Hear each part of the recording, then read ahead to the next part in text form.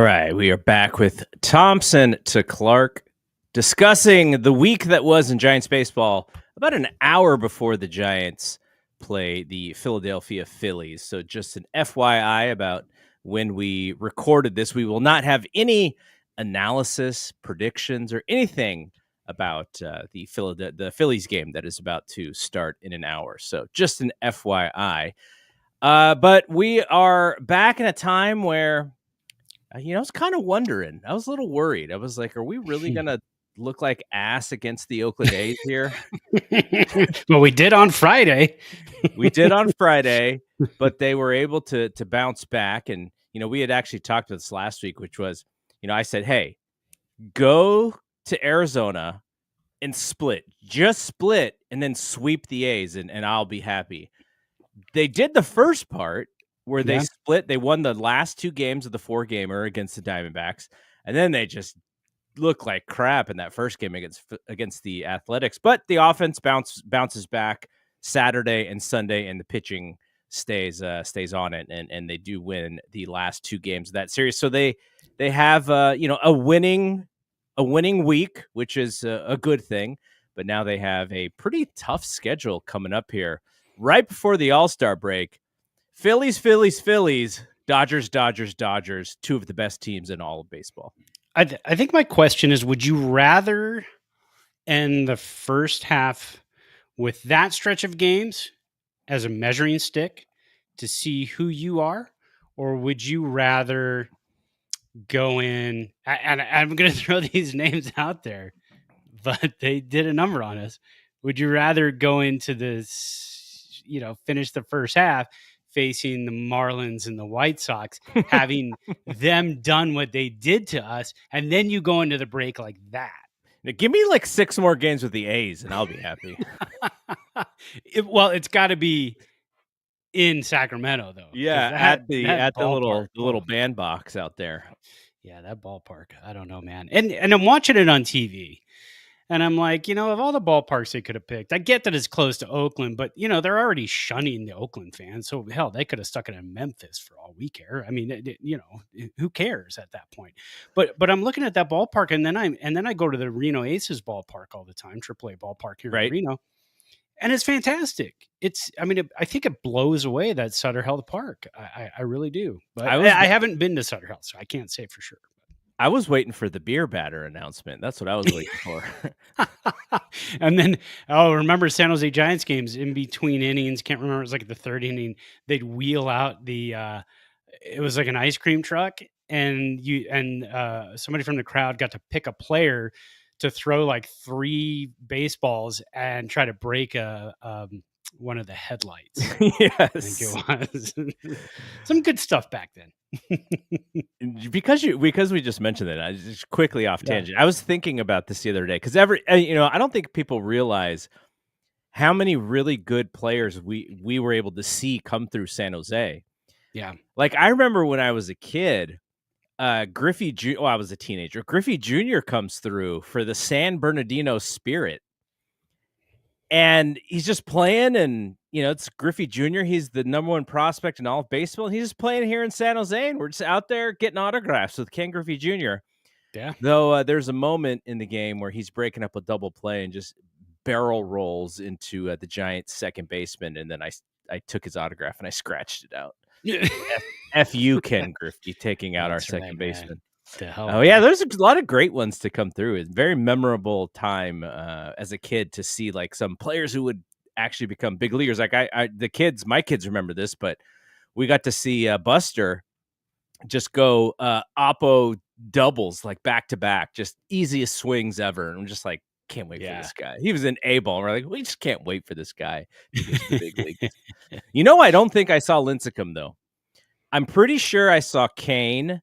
I'm pretty sure I saw Mad Bum, but I don't think I saw Lincecum because I don't think did he even go to San Jose, or if he did, it was like for a very short time. Gosh, I don't even think he did, and I think he might have done like a rehab assignment, and that was the one thing too. Is in San Jose, you got guys coming in for rehab assignments, which was kind of Yeah, cool. I because think they Randy were close Johnson to was. close to San Francisco, so Yeah, I you want think to keep Randy them nearby. Johnson was there for one too, and that was cool. And then when we were broadcasting games, I mean, I remember the Florida Marlins. It was right after draft in '99. They drafted Josh Beckett, and I think we saw his first start. It was in it was against San Jose, and then we saw Brad Penny for the Dodgers. Gosh, so many guys come through. I'm trying to think of some other names, but I can't at the moment. But you know that it was fun just to kind of be there and all the rehab assignments and everything else. And we moved out of San Jose in 2003, beginning of 2003.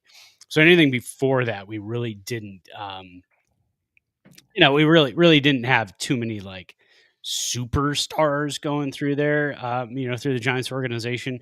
It wasn't until after that, Yeah, the building of the championship teams that you guys got. And I remember you used to take Brian and JJ all the time. And that was yeah, fun, man. yeah. We used to go there a lot more. It's I kind of it's there, and you go, wow, I would love to see this player play, and then it's just there's so much stuff to do, and then you just don't do it. I haven't been there. Oh yeah. I want to say it's probably been a couple years now. I think we went when remember when who did we draft in the first round who won the College World Series? Will what's Oh, Bednar. yes, Will Bednar. Yeah. We saw his first start, which I think was like a 2 or a 3 inning start. Brian and myself and his buddy Obina. And then I've seen Luciano play. I've seen Matos play. But yeah, it's been a while. I need to get back there. Yeah. Well, and then like here in Reno, I talk about it all the time. I'm like, hey, I'm going to go to some more games, and then you just don't get out there. And I mean, Didn't it's really, Luciano go nuts in Reno? he did, and I always tell people temper your expectations when guys come here and hit home runs because Matos, I'm pretty sure Matos more than 50%, and I'm not joking. If you look it up, more than 50% of his AAA home runs last year were in Reno. I think he hit something like 11 or 12 here in Reno, and he doesn't play for Reno, but anytime they pass He through, loves it. He loves yeah, it. he was hitting bombs. And then Chapman was here the other night. Matt Chapman on a rehab assignment. Hunter Pence was here a few years back. Saw Lincecum pitch for the Salt Lake City Bees when he signed with Anaheim, and he was just trying to get some innings in before he joined the big club. So, yeah, I mean, it's just a minor league. If you can support a minor league team and you've got a minor league ballpark around you, speaking of, if you live in West Sac, you could go to a minor league ballpark and watch major league teams, which is really weird. But Yeah, it is. It's completely weird. I can't believe that Major League Baseball is just okay with this. Like, imagine, like, you were in the business of creating new fans, and Major League Baseball's like, oh yeah, you can play out of this 12,000 seat oh yeah, minor league ballpark, and imagine Aaron Judge is like, I mean, maybe for him, he's like, oh, I only have to sneeze and I can hit the ball over the fence here. But yeah. still, it's like, these guys are used to, clubhouses and locker rooms. And it's like, it's kind of embarrassing, I think, for Major League Baseball to allow this to happen. And I think the frustrating thing too is, they claim it's so hot. So all three of the games against the A's this weekend were 7:05 starts, Friday, Saturday, and Sunday, which is super weird.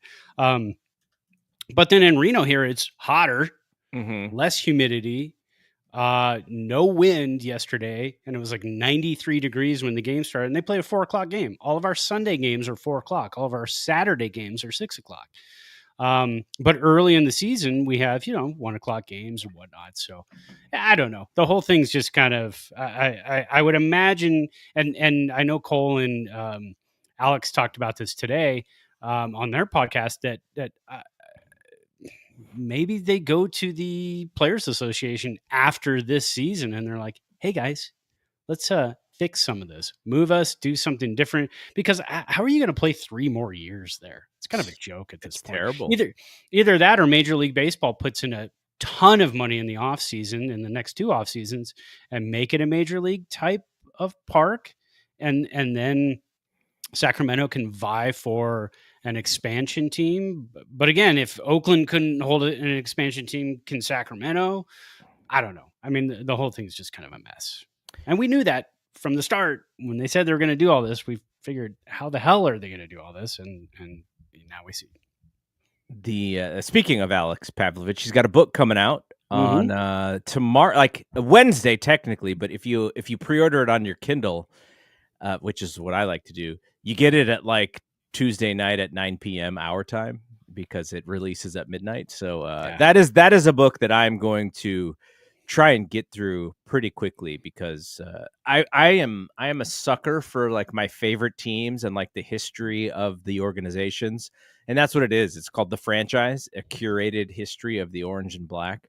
And so I can't wait to read that. I hope it does well for Alex, who is doing the rounds, I see, and talking about it. So I'm looking forward to reading that.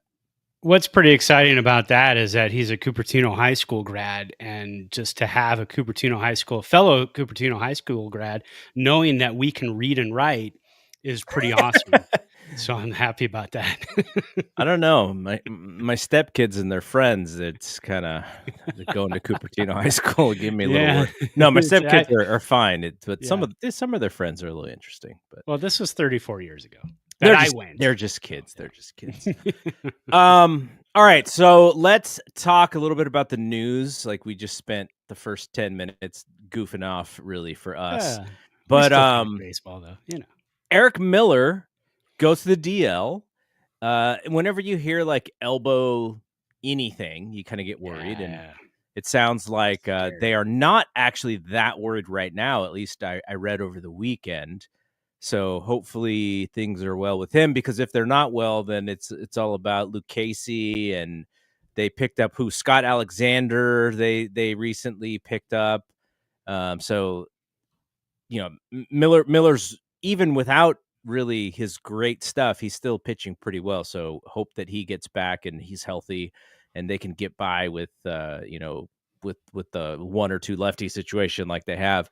But the big news for the offense, at least, is that Matt Chapman and Casey Schmidt are both back, which means poor Fitzy, who got gifted a home run last night against the Athletics. Fitzy's back. They left. They told him to just stay in Sac, hang out. Don't come with. You think he was running to the doors of the bus and they just kind of slowly close it and they're like, "I'm sorry to tell you." So you know what's fascinating about this, right? Baseball, with the way that you can send players down and how many times, and we're just so used to this. In other sports, football's maybe the hardest one as far as being so cutthroat. You can waive players left and right for like almost no reason whatsoever. And the Golden State Valkyries, they had a player who was playing overseas in a special tournament, a special FIBA tournament.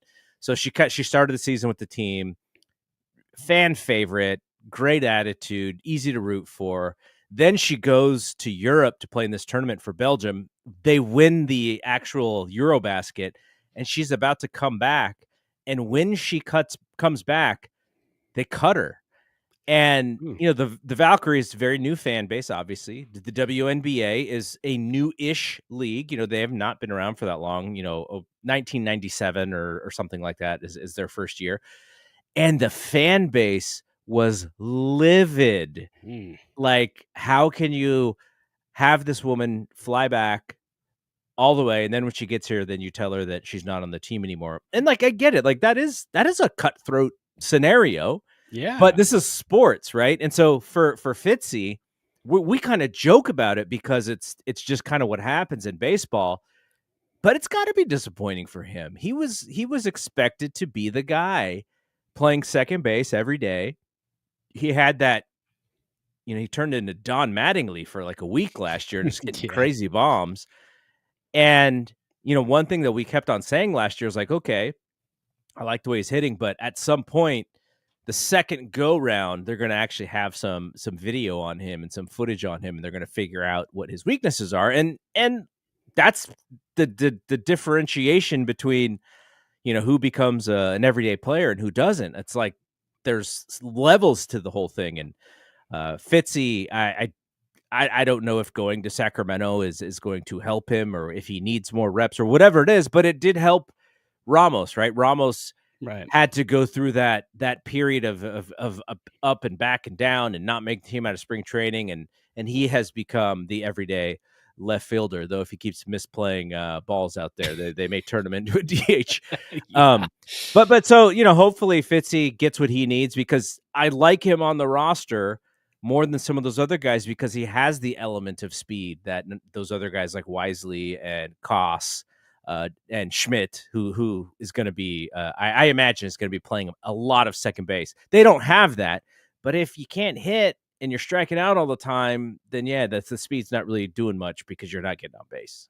Yeah, that's right. And he has struck out 62 times in 222 plate appearances this year. That's a lot. Walked, what has he walked? 15 times in those 222 plate appearances. So those numbers are really skewed poorly for him. 227 batting average. And like you said, if you're not getting on base, he's got 9 stolen bases this year. If he's a 280 hitter who walks more, maybe he's got 30 stolen bases at this point. He's helping the team. But when your help for the team is speed and you're just not there for that, I mean, it's kind of just an invaluable player, which is unfortunate because we love him. I mean, going into the offseason, we were super excited. We talked a lot about him. He's going to be a big part of this ball club. He's going to be the starting second baseman. Tyro Estrada was gone, and it was kind of his job to take. And now Casey Schmidt stepped in, showed what he could do in June. And when Chapman went down, he kind of won the second base job by playing third base and hitting the crap out of the ball. So I mean that's just baseball, and you got to put your best 9 guys out on the field, and you got to put them in and day out, because hitting is contagious, winning is contagious, and you can be patient with guys if you're scoring 7-8 runs a game, but the Giants are not that team. The Giants are a team that scores 2, 3, 4 runs a game, and so if you've got a guy who could potentially hit the ball out of the ballpark and another guy who can't get on base, it's not at all a difficult decision. I was talking to my buddy who's a Blue Jays fan, and I looked at, the Blue Jays are actually leading the American League East. If you're a Blue Jays fan, you're ecstatic. So yeah, I kind of poured a little cold water on that, and I was like, I didn't do it purposely to ruin their day, but I was like, yeah, I was looking at the numbers because I was preparing for this, and I was looking at our numbers. And I was like, oh wow, the Blue Jays have scored 412 runs. And they've given up 400 runs. So they only have a run differential of 12. And so I was saying to him, like, yeah, like, what's great about your team is that you guys score runs. The thing that would scare me is that you guys give up a lot of runs. And so he was, because I rained on his parade there a little bit, he was a little bummed out. But then he said, look, I don't like run differential. And he gave me the reasons why. And I was like, yeah, like, run differential isn't the end all be all. I just look at it to see which teams are real to me and which teams aren't. And that one gave me a little bit of a pause. But in looking at our run differential, because we are not a plus 12, we're actually still in the plus 30s. I just thought, I was like, you know what? If the pitching ever stops being as good as it is, it's curtains for the Giants, because they just still can't score any runs. And so I was thinking about this because the title on the slate of this show is, is a turnaround coming for the Giants. They went through a horrible period, and last week, at least they were 1 game above 500 for the week. And now they go Dodgers and Phillies, which if we split, if we are, I guess you can't split because it's 7 games, but if you're 4-3, I'm ecstatic, right? Because those are 2 really good baseball teams, though the Dodgers did get swept against the Astros. Well, and then they're losing 5-0 last time I looked today to Milwaukee.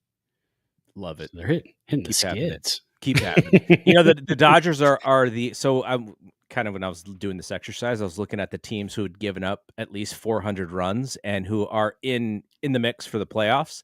Yeah. The only 2 teams who've given up more than 400 runs who are actually contenders, the Blue Jays, who are right at 400, and the Dodgers.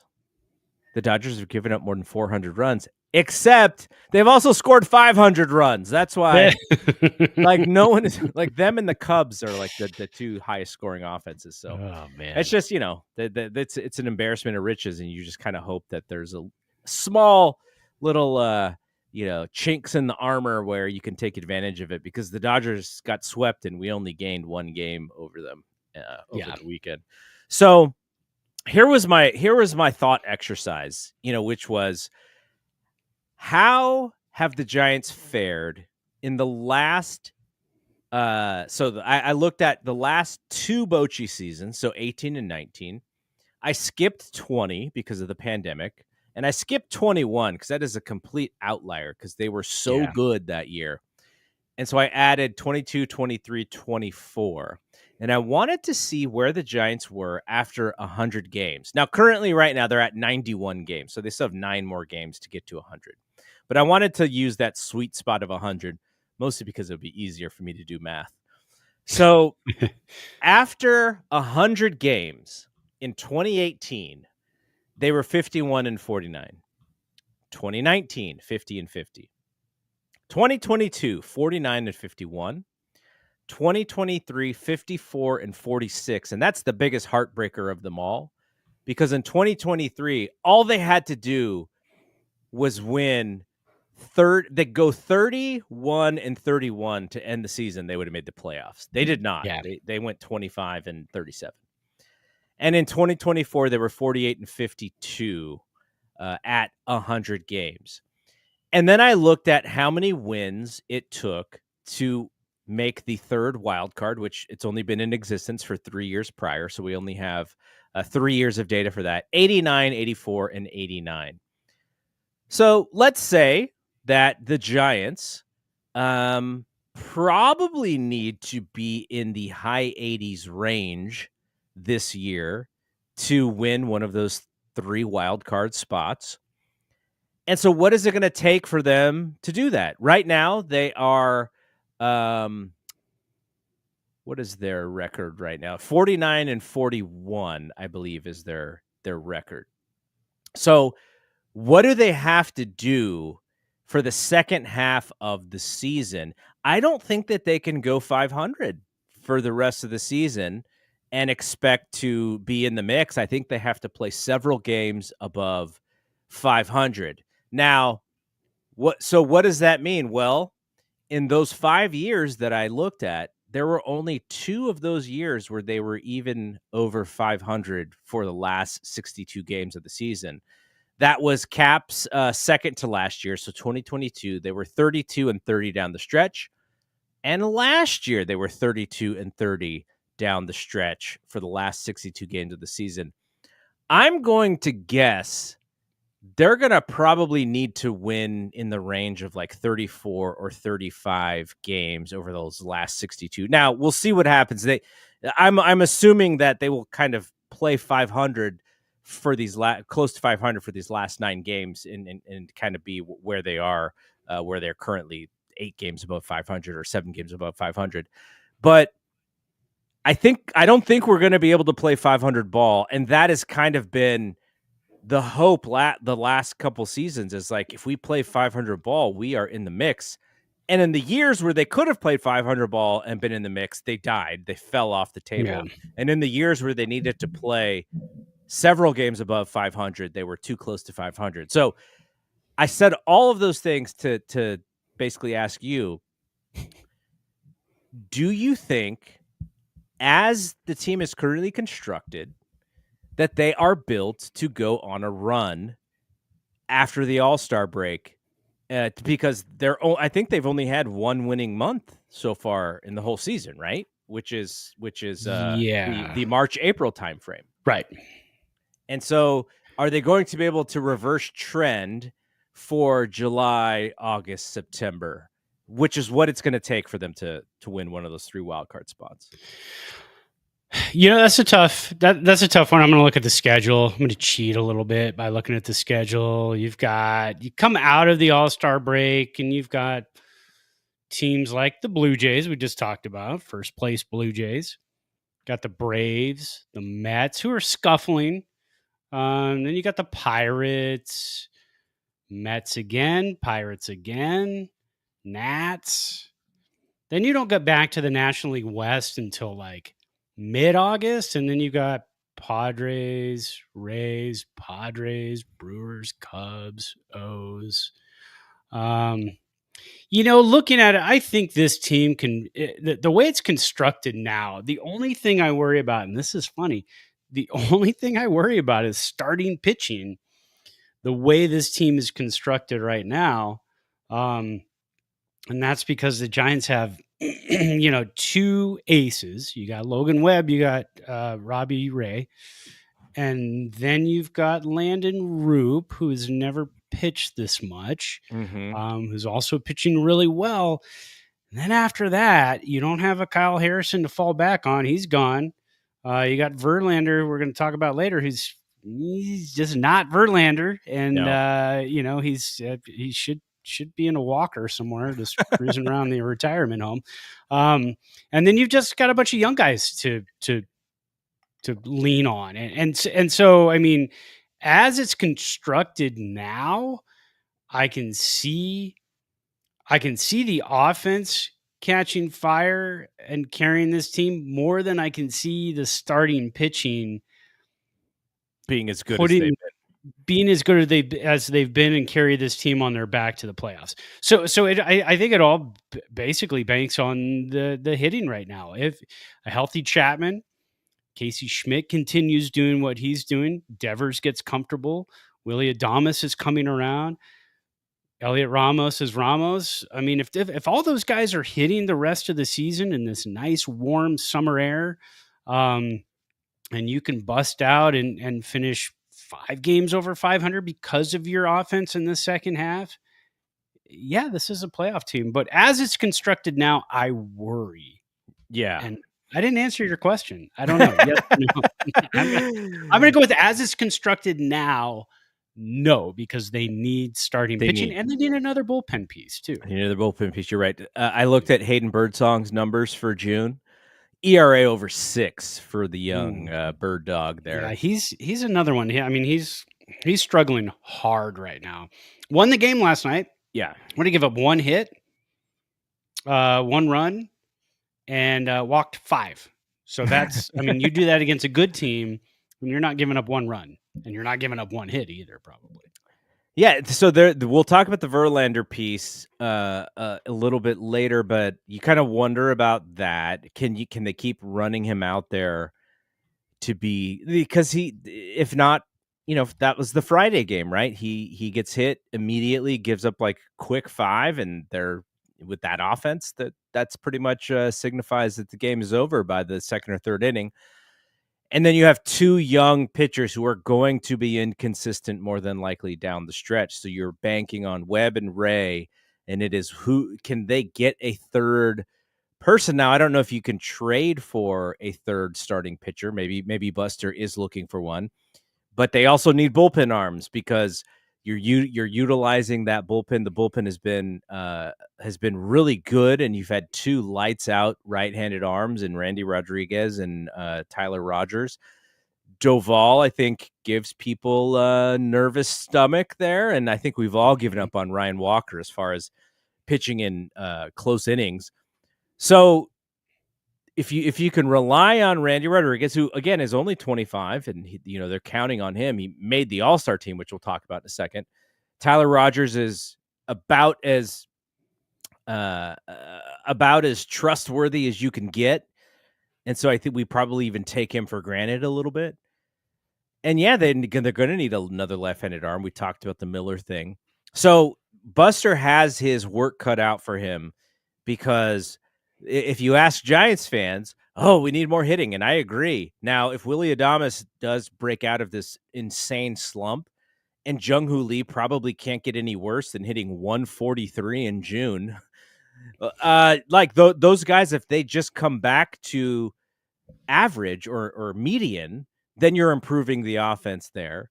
If you get some offense out of Casey Schmidt over Tyler Fitzgerald, you're improving the offense there.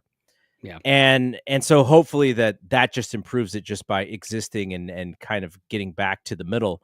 But yeah, I think most Giants fans would say, yeah, we would love another bat, right? We are so we have a lot of the same types of players sitting there in the middle of the lineup. Could we get more athletic? That is a thing that you and I have been looking at, and we kind of looked at the guys who are on the trading block, and there's not many.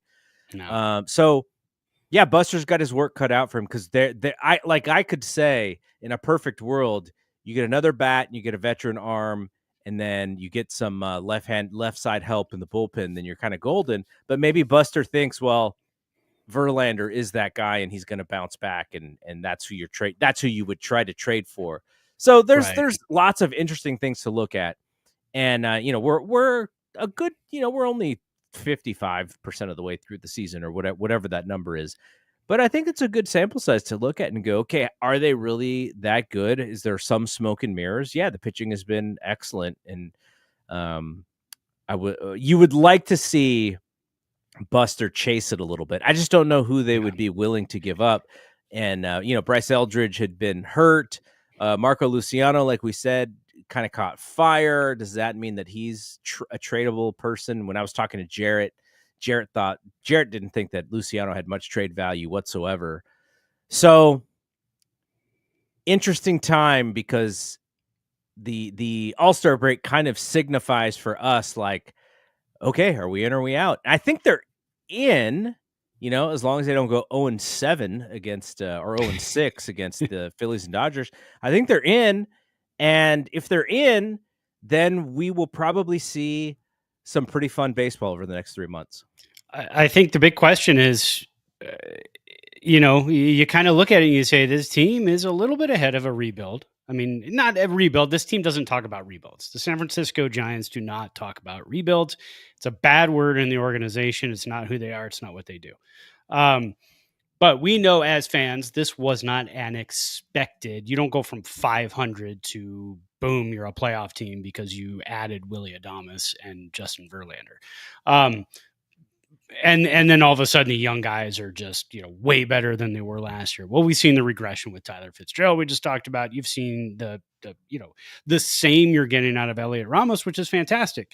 But you haven't seen much else anywhere else. And Adames is finally starting to catch fire. So you have to look and say, as Buster Posey, does he want to mortgage some future pieces to go for it and get into the playoffs, and then, kind of go from there and see where you're at next year. But if you're ahead of schedule and you think you can afford it, and you got Devers. So I know a lot of people are going to be saying in the offseason, what are we going to do? Who are we going to go get? We got Devers. I don't know if there's going to be a whole lot of offseason moves after that. I mean, maybe you're looking at starting pitching. Maybe you're looking at bullpen. Maybe you're looking at, I don't know, first baseman, but you got Eldridge coming up. Maybe you're looking at a right fielder because Yaz is out of contract.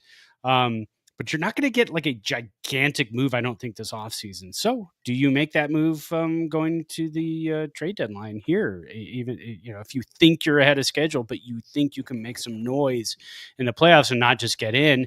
And remember the wild card, if you're one of the lower wild cards, you go to the other team and you play 2 out of 3 in that ballpark on the road, 2 out of 3. So, and with our pitching, that's not bad. If you line up Webb and Robbie Ray, that you've got a chance. But you really got to think you have more than a chance to get past like the first and second round. All right. Let's talk a little bit about the All-Star scenario, because I think if you look at the 3 All-Stars that the Giants got, it kind of describes what their season has been. Yeah. You had Logan Webb, Robbie Ray, and Randy Rodriguez all making the All-Star team, all deserving. Rodriguez makes it, not even being a closer. And it kind of makes you wonder, should he be the closer? He's pitching eighth innings. Camilo Doval is still up and down. There's some situations where he's lights out, and there's others where it's like, the same Camilo from last year. But Randy Rodriguez was quite a surprise and a delight that he made that team. And I guess it's all thanks to this sweeper that Ryan Walker taught him how to throw, as to why he feels like he's been so much better this year. But what'd you think about the whole thing? Like, it makes sense, I guess, that when you're such a bad offensive team that you don't get an offensive all-star, and it's all pitching. And there's still injuries. Corbin Carroll got elected. I don't know if he's going to play because he's still not back yet. So there's going to be a replacement for him. Um, pitchers aren't going to be eligible, so there's going to be more pitchers. So does Tyler Rogers get in? I hope so, because I keep talking about I really, really, really want to see Tyler Rogers face the 3, 4, 5 hitters for the American League Ball Club late in the game. I think that'd be pretty fantastic. But yeah, it's kind of what we thought for the most part. I think we tried to predict all-stars earlier in the season. I think we talked about Ramos. We talked about maybe Adames. It's always next year, Adames. You start out hot and we can get you in the all-star game. But yeah, it's and just a quick thing on the closing situation. It's kind of hard because you made so many closer changes since I don't know, August of last year, August of 2024, you made the change from Doval to Walker, and then you go into the season with Walker, and then you go Walker to Doval, and Doval's the guy now, and then you go Doval to Rodriguez. I don't know. What kind of message is that sending to your bullpen? We're not quick to stick with one guy to be the closer, but hey, the message is we're trying to win ball games. Yeah. We're trying to throw out the guy who is going to give us the best chance to close out a ball game and win this thing. And keep us in the hunt. So if you're not doing it, then you're going to get moved out of that role and somebody else is going to be given that shot. But to see Randy Rodriguez in there, I'm anxious to see what type of situation he comes into in the All-Star game. It's going to be kind of fun to watch. Was it last year or the year before? I think it was 2 years ago when Doval struck out Julio Rodriguez. Yeah. And that was a fun at bat. So hoping to see another one of those. And then, Webb or Robbie Ray, I don't know if either one is going to be eligible. You know how it goes. They don't. Yeah, it sounds like Ray is more than likely not going to be able to pitch. So yeah, so if you can lose him and then bring in Tyler Rogers, God, the country would go nuts. They'd see this guy and they're like, what's happening? People who've never seen him before. It would be fantastic for the game. And so that's what this is. It's an exhibition game. It's fun. It's to show, all the quirkiness of baseball, which is a weird game to begin with. So I'd love to see that. But great picks. So nice to see 3 pitchers, and that's who we are right now. So, hey. Yeah. Yeah. All right, let's talk about something that we've been doing this year, Players of the Month. So we've been doing a pitcher and hitter of the month and also kind of a surprise or unsung person who's been playing well.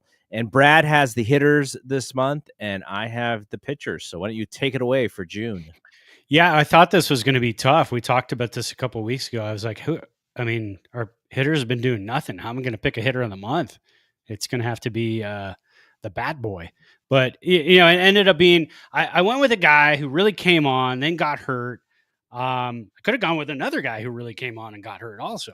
But I went with Casey Schmidt as our hitter of the month for the month of June. Casey Schmidt hit .333 on the month in 20 games. He only played, I think, 6 less games than anybody else because of the injury and because Chapman got hurt in early June.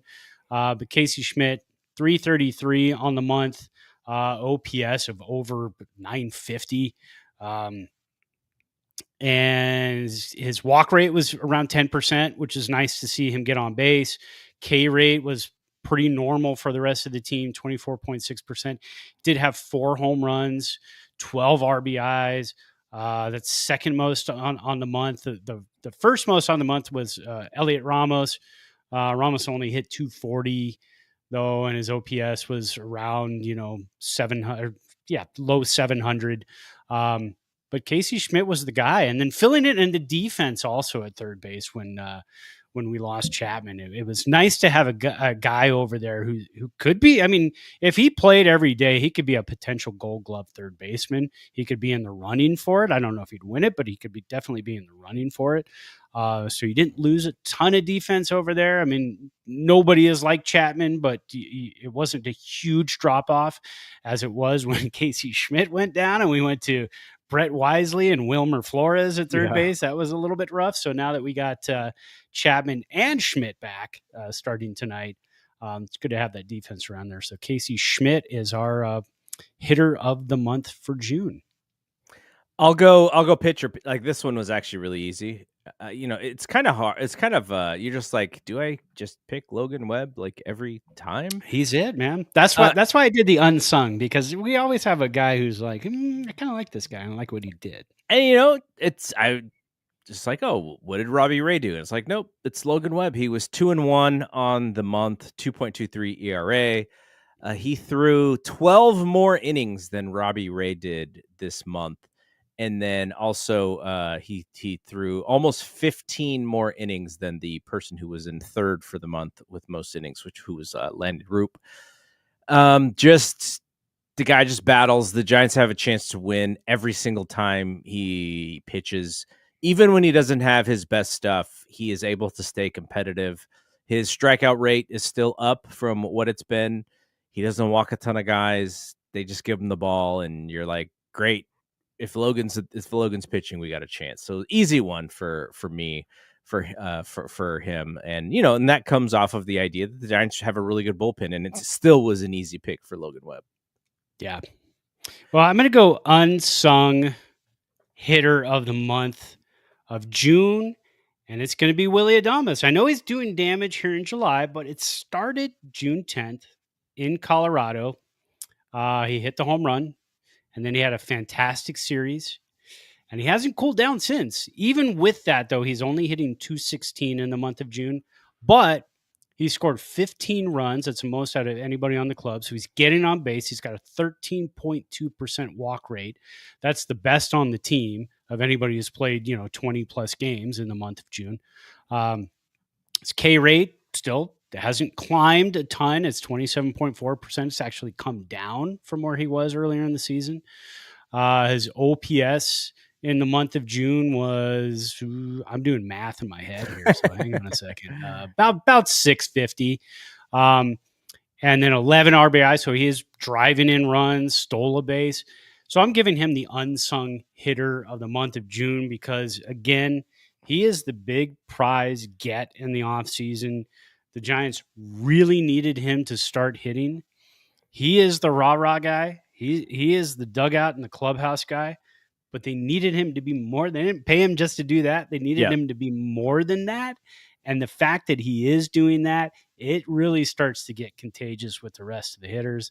And you saw what the Giants could do once they left Chicago and went into I almost said Oakland, West Sacramento.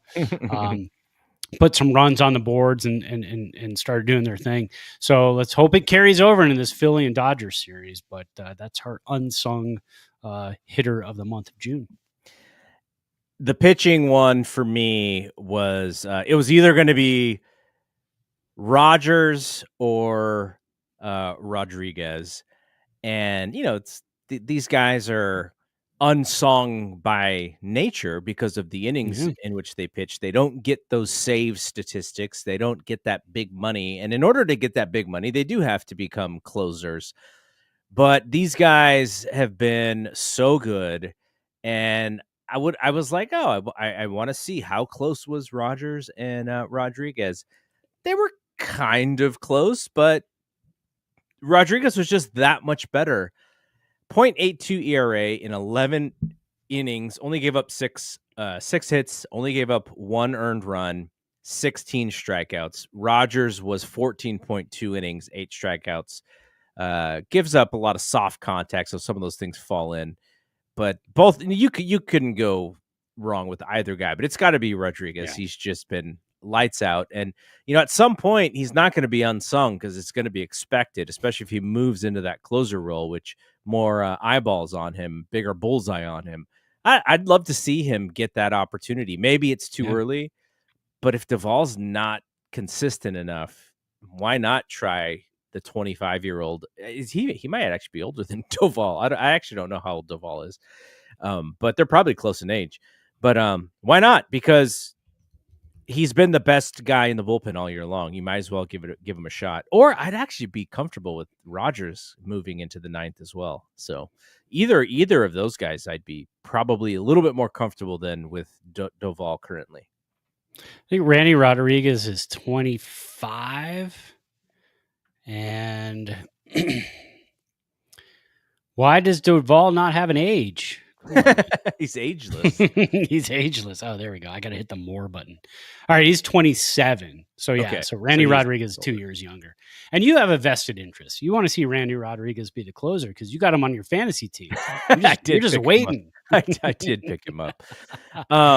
Waiting in the wings. So let's end this show with the quickest take, which is our new segment where we will throw it up on the YouTube Shorts and the Instagram Reels, all the socials.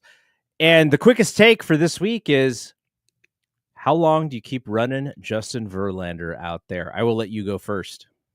I mean, honestly, this is not between us. This is not our decision. This is between two potential Hall of Famers, and that's between Verlander and Buster. Whatever they decide, whatever they talked about in the offseason, whatever they decide is what's going to happen. And I think I don't think Verlander is the type of guy who's going to sit back and say, hey, go ahead and take me out of the rotation. Let somebody else give a shot.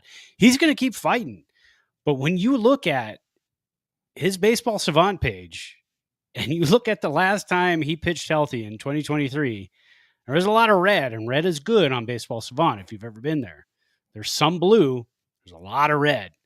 You look at it now, there's no red. There's one red, off-speed run value. Everything else is blue. I don't think that's coming back around. For me, the experiment's over. But the big question is, we talked about this earlier, who is going to take his spot in the rotation right now? Yeah. And there isn't anybody. And so, and do you trade him to a contender? Well, the Giants are contenders right now.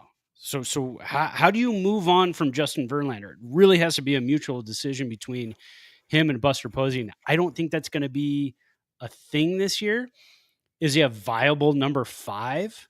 Sure, he's a viable number 5, but you also have to have a number 3 and 4 you can fully rely on, and that's got to be Roop and somebody else. And Roop, like I said, hasn't pitched this many innings. And who's the number 4? So that's kind of where we're at right now. I'm with you. I think Verlander is going to be with us unless he gets hurt. Or I don't know. I don't think he's currently hurt, but you know how it is with pitchers. You can always be hurt and still keep working. They're like cats. I think he's going to be with us for exactly the reason you said. Though I think a dark horse. I wonder if we see Wisenhunt come in and pitch some middle innings just to get his feet wet. But if you do replace Verlander, it's going to be with another rookie because that's the guy that's kind of waiting in the wings, and you don't want to have 3 rookies heading into the postseason or 3 young pitchers like that. What you want is for Verlander to work through whatever the situation is and come out on top. So I'm with you. I think he's going to be with us because there's nowhere for him to go, and there's nobody waiting in line to replace him unless they are able to make a trade. And then you make a smaller trade with Verlander on the side. But if you make a trade, then it is probably to keep more veteran arms who have had playoff experience on your staff than to have less. So I imagine that whatever this season's going to be for Verlander, we are probably going to see it all the way through as long as he stays healthy. So, All right. That is going to be it from here. So good luck to the team this week. They're going to need it. Philadelphia and LA. And let's hope that the Dodgers can kind of stay in a little bit of a funk. It'd be nice for once for them to be in a funk when we play them. Yeah, I think Glass now is back, but he pitches tomorrow, which is Tuesday. So we might see him Sunday. It's possible. So who knows? All righty. So that is it from here. For Brad, I'm Double G. See you when we see you. Peace out. Peace.